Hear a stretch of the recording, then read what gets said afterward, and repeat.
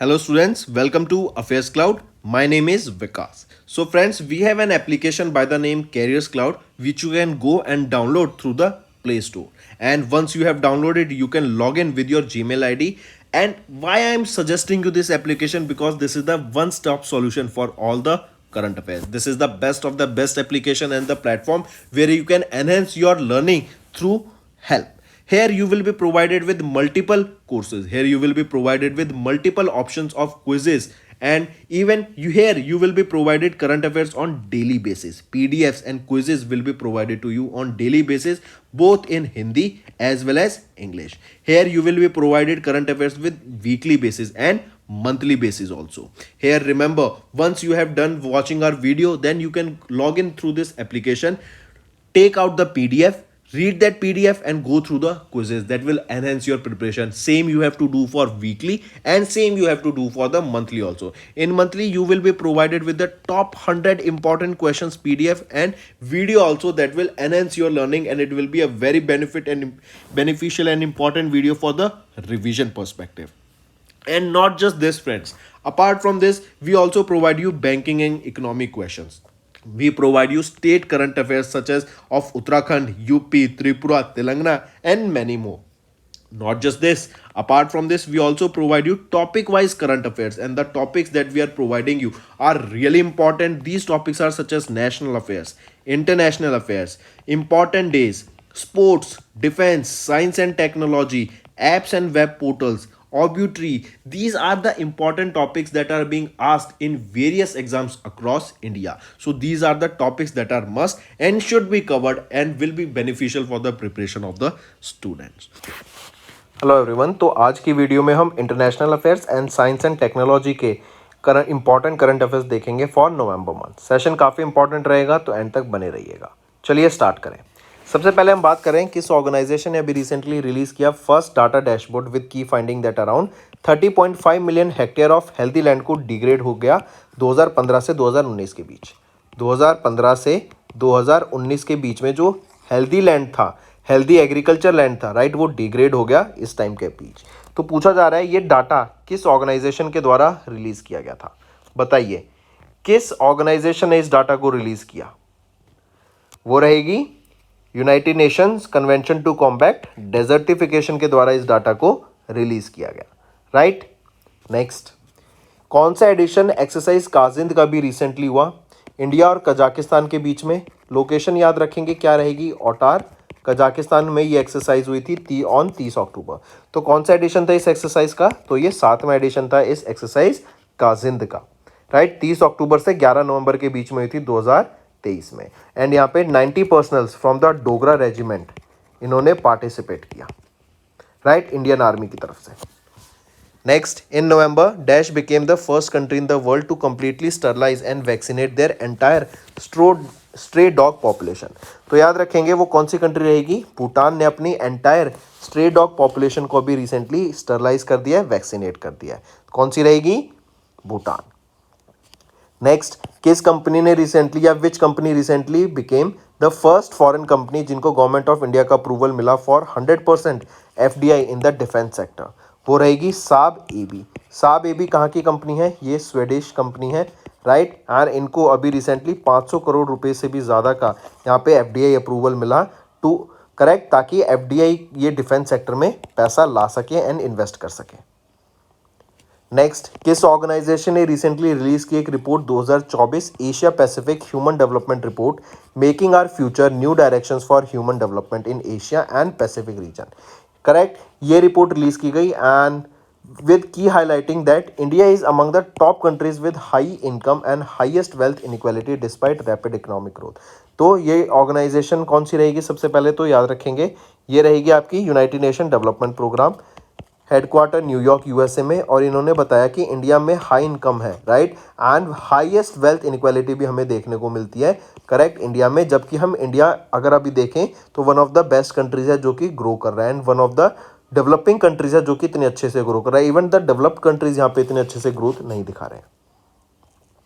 Next, किस organisation ने collaborate किया यूनाइटेड नेशंस के साथ to create new stamp collection and first day envelopes to honour Marie Curie honour 156 birth anniversary 7 नवंबर को जो ऑब्जर्व की जाती है। तो सबसे पहले याद रखेंगे मैरी क्यूरी का बर्थ एनिवर्सरी कब, 7 नवंबर को, करेक्ट। और इन्हीं के दौरान किस ऑर्गेनाइजेशन ने भी इन्हीं के लिए कलेक्शन ऑफ स्टेम्स को भी लॉन्च किया था।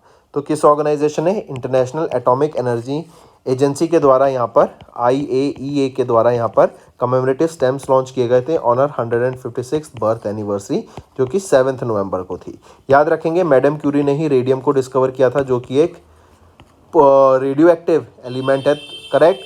याद रखेंगे मेन चीज़ की रेडियो एक्टिव एलिमेंट्स को यहाँ पे रेडियो एक्टिविटी को इनके द्वारा डिस्कवर किया गया था मैडम क्यूरी के द्वारा। और यहीं पे एक और चीज़ याद रखेंगे, मैडम क्यूरी वो व्यक्ति हैं जिनको नोबेल प्राइज से सम्मानित किया गया था in both chemistry and physics. Next, according to global tuberculosis report, WHO के द्वारा ये रिपोर्ट रिलीज की गई नवंबर में। इनके इस रिपोर्ट के हिसाब से 7.5 million people across the globes were diagnosed with tuberculosis and 2022 में ये डाटा रिलीज़ किया गया और ये डाटा 2023 में रिलीज़ किया गया और बताया गया कि हाईएस्ट नंबर ऑफ ट्यूबरक्लोसिस से जो लोग इन्फेक्ट हुए थे वो है 7.5 मिलियन 2022 में, करेक्ट, सिंस 1995। एंड कोविड-19 की वजह से भी हमें ट्यूबरक्लोसिस के केसेस में राइज देखने को मिला। ट्यूबरक्लोसिस होता है आपकी लंग्स को इफेक्ट करता है और ये कम्युनिकेबल डिजीज़ है। नेक्स्ट, किस कंट्री ने रिसेंटली साइन किया एक MOU इंडिया के साथ for corporation on medical product regulation to enhance the quality of medical product. तो इंडिया ने नीदरलैंड के साथ अभी टाइप किया, एक MOU साइन किया ताकि जो क्वालिटी है मेडिकल प्रोडक्ट्स की उस पर ध्यान दिया जा सके, उसको इम्प्रूव किया जा सके। नेक्स्ट, किस ऑर्गेनाइजेशन ने रिसेंटली रिलीज की research in journal environment international estimating that approximately 1 in 3 non melanoma skin cancer deaths are attributed to occupational sun exposure. जो ये नॉन मेलानोमा स्किन कैंसर से जो डेथ होती है ना, इसमें से 1 of the 3 जो डेथ्स होती है ना वो सन एक्सपोजर से होती है। ये डाटा किन ऑर्गेनाइजेशन के द्वारा रिलीज किया गया? WHO, world health organization and international labour organization के द्वारा इस डाटा को रिलीज किया गया। एंड सन की बात करें तो सन में देखो UV रेडिएशन होती है, अल्ट्रावायलेट रेडिएशन। इसके एक्सपोजर से हमें स्किन पे कैंसर भी देखने को मिल सकता है और अलग स्किन डिजीज भी हो सकती है।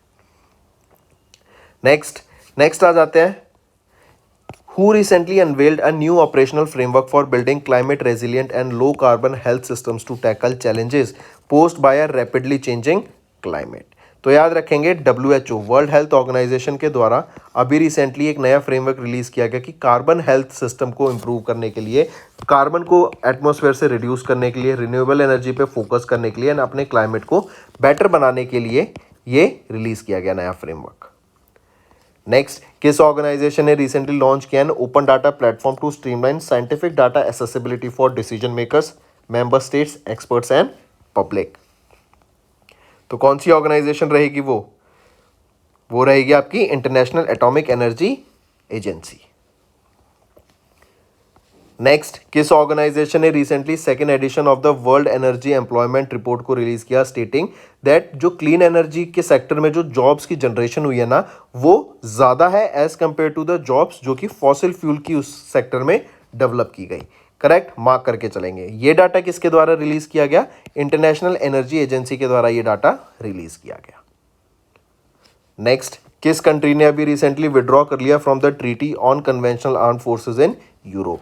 तो रशिया ने यहाँ पे विड्रॉ कर लिया क्योंकि नेटो यहाँ पे रशिया के बॉर्डर्स पे आगे बढ़ रहे थे, जिसकी उससे उनको सिक्योरिटी इशू लगा एंड उन्होंने इस ट्रीटी से अपना विड्रॉ कर लिया, करेक्ट। एंड फिर यहीं पे याद रखेंगे ये जो ट्रीटी है 23 पार्टिसिपेटिंग स्टेट्स के द्वारा साइन की गई थी belonging to NATO and Warsaw treaty organization. 1990 में ये साइन हुई थी, पेरिस फ्रांस में साइन हुई थी, करेक्ट। नेक्स्ट, एंड ये ट्रीटी थी क्या बेसिकली कि Russia and NATO, basically USA हम बोलें तो USA एंड रशिया यहाँ पर अपना फोर्सेस को नहीं लाएगी एक दूसरे के पास, बिल्ड फोर्स नहीं करेगी कि लड़ाई हो सके।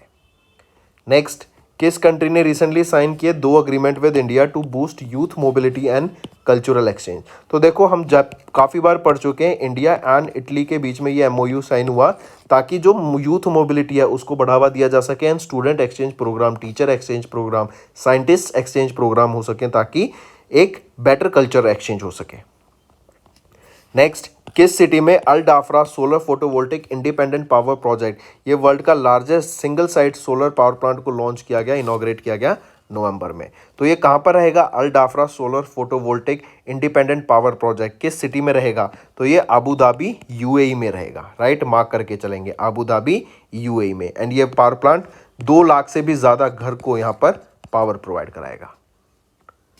नेक्स्ट, यूएनईपी ने एक 14th edition of emission gap report को रिलीज किया गया and as per the 14th edition of the emission gap report world must reduce the green house gas emissions at least by 28 to 42% respectively, ताकि वो 2 degree Celsius and 1.5 degree Celsius में कटौती देख सके, limit the global warming to 2 degree Celsius and 1.5 degree Celsius respectively. तो किस साल तक हमें ये रिडक्शन करना पड़ेगा? तो 2030 तक हमें 28 से 42% का रिडक्शन लाना पड़ेगा इन green house gas emission. Next है अंगोर वाट, ये अभी वर्ल्ड का 8th वंडर बन गया है, world of the wonder, 8th world of the wonder Angkor Wat. पूछा जा रही है अंकोर वाट कहाँ रहेगा? तो ये कंबोडिया में है। Next, name the international organization या यूनियन जिन्होंने एक एमओयू साइन किया इंडिया के साथ ताकि सेमीकंडक्टर सप्लाई चेन को बढ़ावा दिया जा सके। हम जानते हैं गुजरात को मैन्युफैक्चरिंग हब बनाया जा रहा है सेमीकंडक्टर्स के लिए। राइट, तो सेमीकंडक्टर सप्लाई चेन को बेटर करने के लिए इंडिया ने किसके साथ? यूरोपियन यूनियन के साथ यहाँ पर एक एमओयू साइन किया।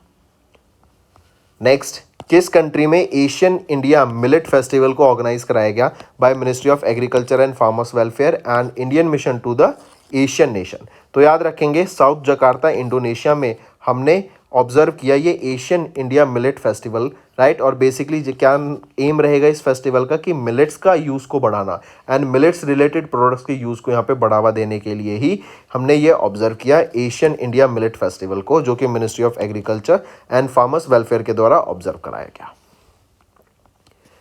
तो दोस्तों ये हो गए हमारे इंटरनेशनल अफेयर्स। अब आ जाते हैं कुछ साइंस एंड टेक्नोलॉजी पे।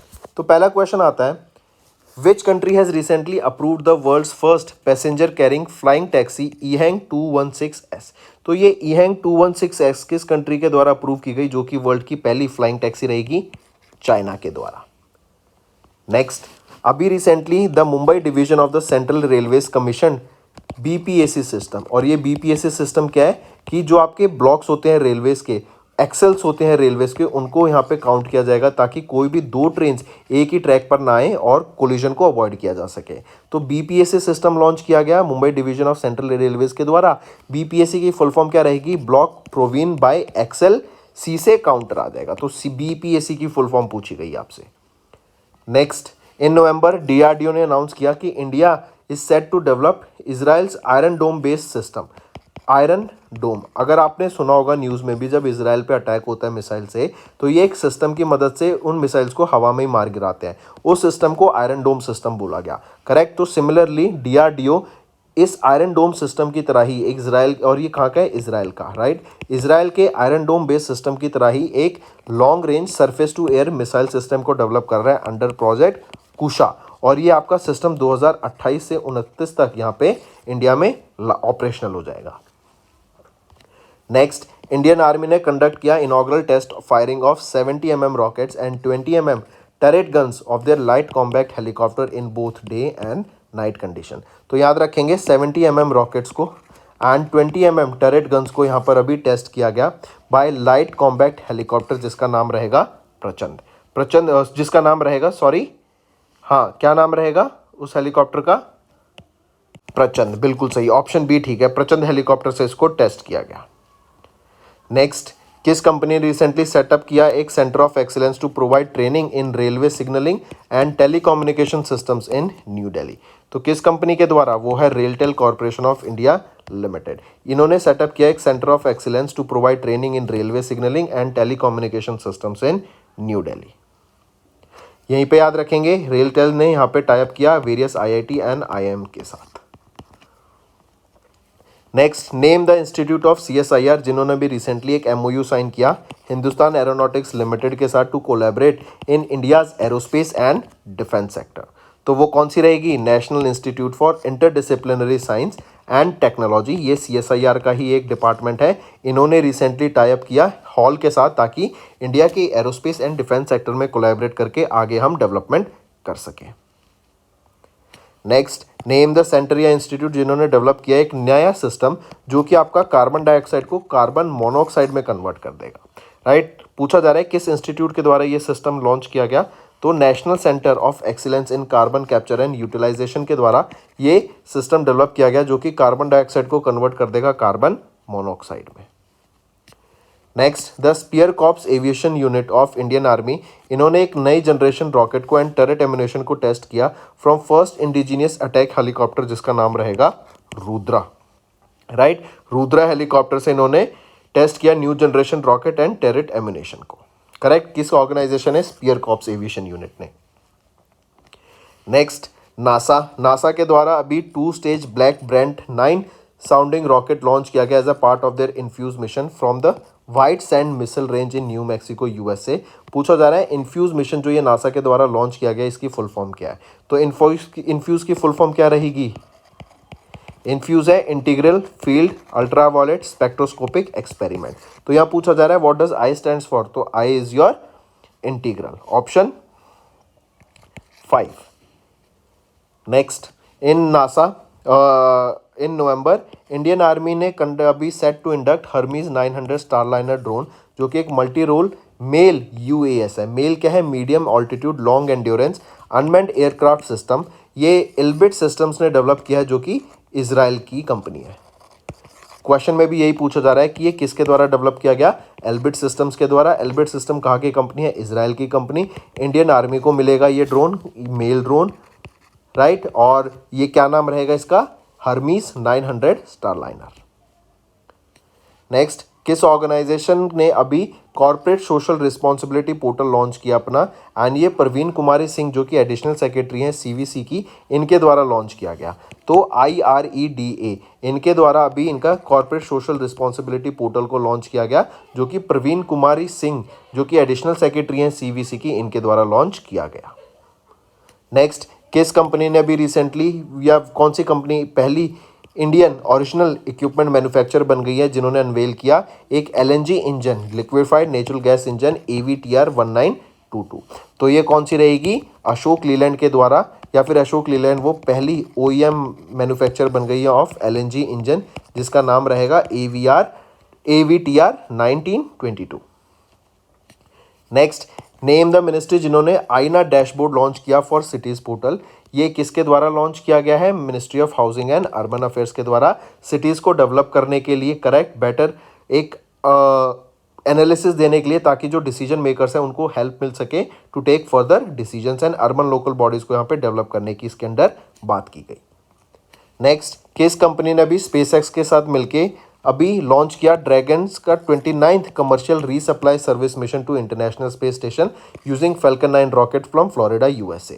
तो याद रखेंगे नासा ने SpaceX के साथ मिलके ये 29th dragon commercial resupply mission को लॉन्च किया, इंटरनेशनल स्पेस स्टेशन पे लॉन्च किया इस मिशन को एंड फैल्कन 9 रॉकेट की मदद से इसको फ्लोरिडा USA से लॉन्च किया गया।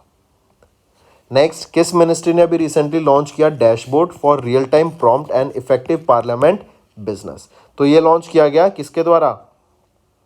किस मिनिस्ट्री के द्वारा? तो ministry of science and technology के द्वारा। नेक्स्ट, अभी रिसेंटली डिपार्टमेंट ऑफ टेलीकम्युनिकेशन जो कि आती है मिनिस्ट्री ऑफ कम्युनिकेशन के अंडर, इन्होंने ग्रांट किया request licence to which company and Eutelsat OneWeb। तो Jio satellite communication system limited and Eutelsat OneWeb को भी डिपार्टमेंट ऑफ टेलीकम्युनिकेशन के द्वारा यहाँ पे लाइसेंस प्रोवाइड कराया गया ताकि ये इंटरनेट प्रोवाइड करा सके in the rural areas. Correct, फिर इंटरनेट के साथ साथ आप देखेंगे यहाँ पे राउटर्स, फिर केबल्स, फिर इसी के साथ साथ virtual private network VPN, web hosting, email hosting, ये सारी सर्विसेज भी यहाँ पर इनके द्वारा प्रोवाइड कराई जाएगी। Next, 4th anti submarine warfare shallow watercraft, ये अभी लॉन्च किया गया बाय द इंडियन आर्मी इन तमिलनाडु चेन्नई। पूछा जा रहा है उसका नेम क्या रहेगा? तो वो है आमिनी। ये 4th anti submarine warfare shallow watercraft है, जो कि इंडियन नेवी के द्वारा लॉन्च की गई, चेन्नई तमिलनाडु में इसको लॉन्च किया गया। Next, Dash became the first firm जिन्होंने रिसीव किया authorization from in space for satellite broadband services in India. Basically satellite internet provide कराने के लिए इंडिया में रिमोट एरियाज में, तो कौन सी वो कंपनी बनी, किनको अभी वो पहली फर्म बनी जिनको ऑथराइजेशन मिला इन स्पेस के द्वारा, तो वो है वनवेब इंडिया। वनवेब याद रखेंगे, ये यूके बेस्ड कंपनी है, ये भी स्टारलिंक की तरह कॉन्स्टलेशन बना रही है अर्थ के चारों तरफ, एंड ये remote basically satellite based internet connection provide कराएगी इन द रिमोट एरियाज। तो दोस्तों ये थे हमारे आज के important current affairs for these 2 topic. अब आ जाते हैं कुछ रिवीजन पार्ट पे, जो कि आपकी लर्निंग में काफ़ी हेल्प करेगा। नेक्स्ट पूछा जा रहा है कि अभी एक humanitarian assistance and disaster relief exercise हुई थी चक्रावत 2023। ये इंडियन नेवी के द्वारा कंडक्ट कराई गई थी चक्रावत। पूछा जा रहा है ये चक्रावत एक्सरसाइज कहाँ पर हुई थी, लोकेशन पूछी जा रही है आपसे। देखा आ गई ना लोकेशन, तो ये गोवा में हुई थी, सबसे पहले ये याद रखेंगे। फिर गोवा में ही 37वें नेशनल गेम्स हुए थे, जहाँ पर महाराष्ट्र ने सबसे ज़्यादा मेडल सिक्योर किए थे, फिर ये याद रखेंगे, राइट। तो गोवा में हुई थी ये चक्रावत, इंडियन नेवी के द्वारा कराई गई थी, 9 से 11 अक्टूबर तक हुई थी, गोवा में हुई थी, ठीक। फिर याद रखेंगे ये जो HADR एक्सरसाइज है सागर इनिशिएटिव के अंडर हुई थी। सागर क्या है, security and growth for all in the region initiative, Sagar initiative, तो कहां पर, गोवा में। नेक्स्ट, देन नेम द 2-डे कॉम्प्रिहेंसिव कोस्टल सिक्योरिटी एक्सरसाइज। एक कोस्टल सिक्योरिटी एक्सरसाइज हुई अभी, जो आंध्र प्रदेश, तमिलनाडु एंड पुडुचेरी में इस एक्सरसाइज को कंडक्ट कराया गया था। क्या नाम रहेगा इस कोस्टल सिक्योरिटी एक्सरसाइज का, तो ये है ईस्ट कोस्ट सागर कवच, राइट। ये एक्सरसाइज है इन लोकेशन पे हुई थी। यहाँ पे 2500 से भी ज़्यादा पर्सनल्स ने पार्टिसिपेट किया from Indian navy, Indian coast guard, marines, international agencies, fisheries, marine police, right. इन सब के द्वारा यहाँ पर ये एक्सरसाइज देखी गई। Next, name the security exercise जो अभी कंडक्ट कराई गई इंडियन नेवी के द्वारा इन आंध्र प्रदेश। काकिनिदा आंध्र प्रदेश में एक्सरसाइज कराई गई, क्या नाम रहेगा, प्रस्थान, राइट। सिक्योरिटी एक्सरसाइज थी, इंडियन नेवी के द्वारा कराई गई, एंड इंडियन नेवी में भी अगर बात करें ईस्टर्न नेवल कमांड के द्वारा ये एक्सरसाइज कराई गई थी, प्रस्थान, आंध्र प्रदेश में, करेक्ट। मार्क करेंगे, इसमें भी 2500 से भी ज़्यादा पर्सन का यहाँ पार्टिसिपेशन देखने को मिला, फिर Indian coast guard, Indian navy, state fisheries department, marine police etcetera.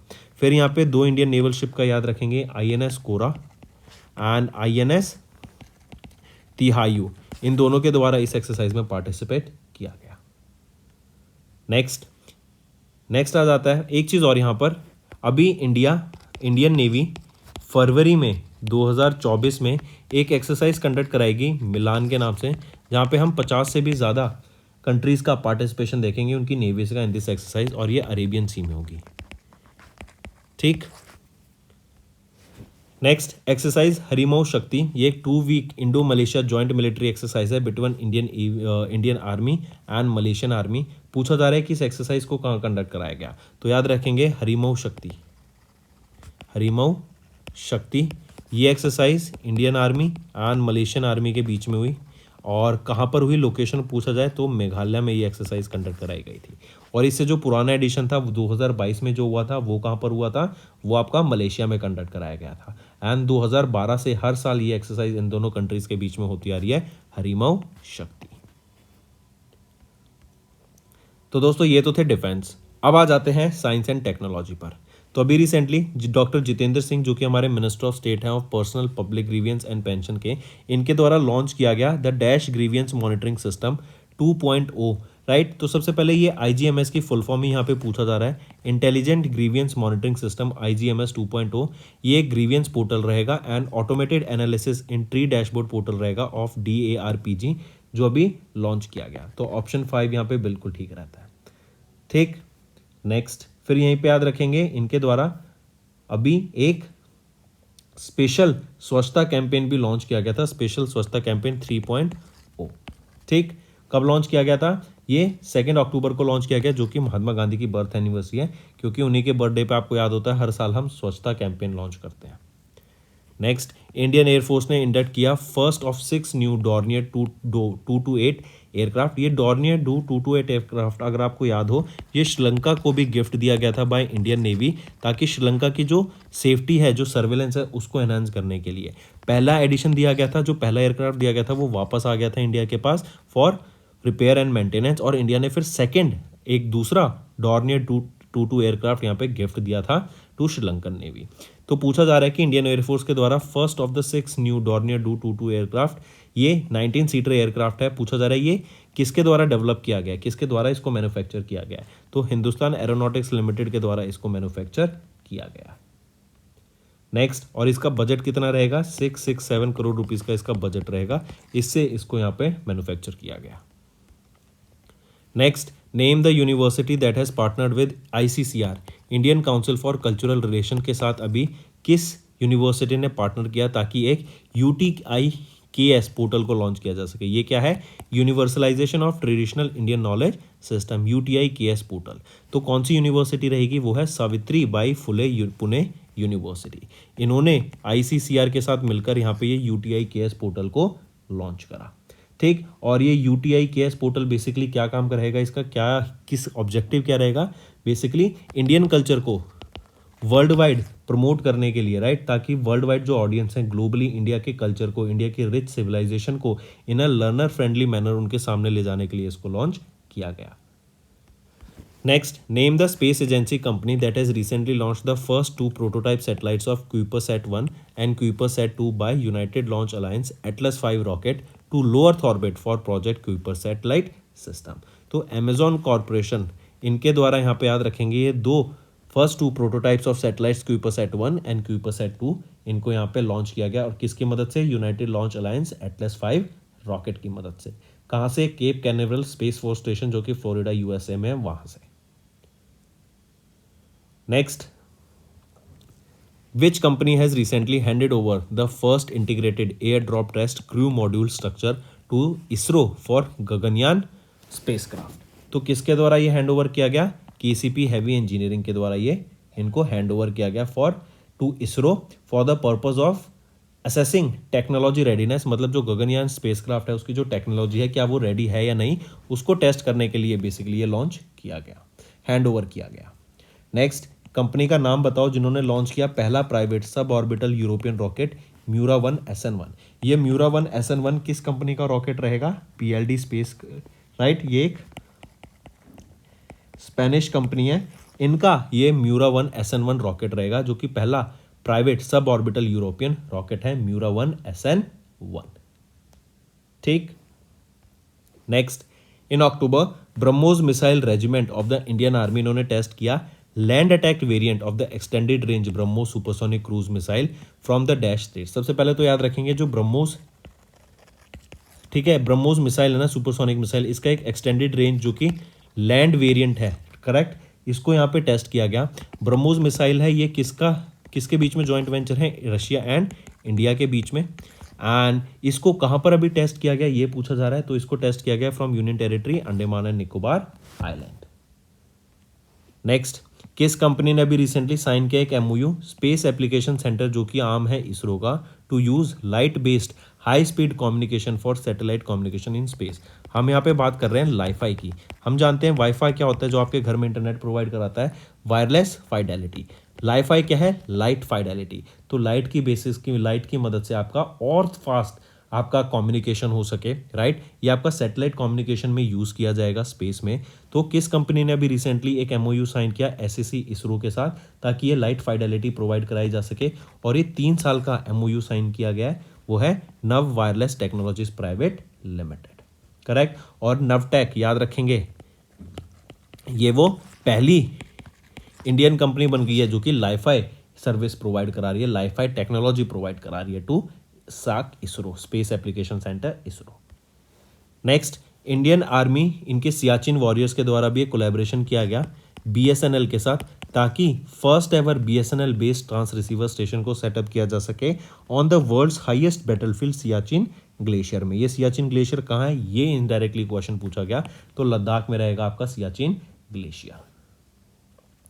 Next आ जाएगा कि किस कंपनी ने भी रिसेंटली एक MOU साइन किया NICSI के साथ, जो कि है national informatics centre service incorporation के साथ, for various information and communication technology and digital transformation services. तो किस कंपनी ने यहाँ पे एक MOU साइन किया?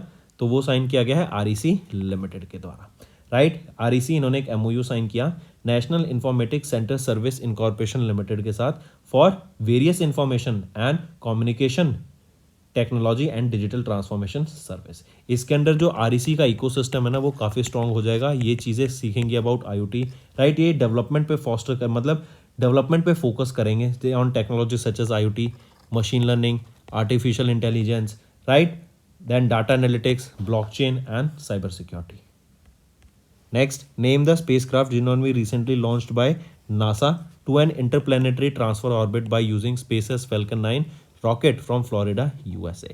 तो देखो, याद रखेंगे नासा के द्वारा अभी एक मिशन लॉन्च किया गया था। एक साइक नाम का एक एस्ट्रॉयड है, उसको स्टडी करने के लिए, वहाँ से सैंपल्स को कलेक्ट करने के लिए ये मिशन लॉन्च किया गया था यूजिंग फैल्कन 9 रॉकेट, करेक्ट, जो कि स्पेसएक्स का है। तो पूछा जा रहा है इस स्पेसक्राफ्ट का नाम क्या रहेगा? तो इस एस्ट्रॉयड के बेसिस पे इसका नाम रखा गया है साइक एयरक्राफ्ट, साइक स्पेसक्राफ्ट। और याद रखेंगे जो ये आपका एस्ट्रॉयड है ना, ये बेसिकली एस्ट्रॉयड क्या है, यहाँ पे मेटल ज़्यादा है एज कम्पेयर टू रॉक और ice. That's all for the day, friends. I hope you enjoyed the session, and you can follow us on the YouTube channel, as well as apart from YouTube channel, you can go and follow us at Affairs Cloud Telegram channel.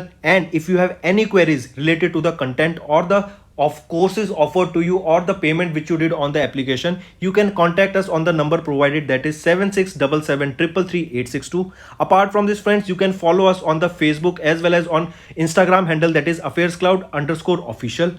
In the end, friends, if you use a code that is Vikas10, you will be getting an additional extra 10% discount by using this code Vikas10. Also, if you have any problem regarding the course purchase, any problem regarding to our application, you can contact us on the mobile number, that is 9677333862. And if you want to mail us, you can also mail us on support@affairscloud.com, and I assure you that our representative from us will be contacting you soon and resolving your issue.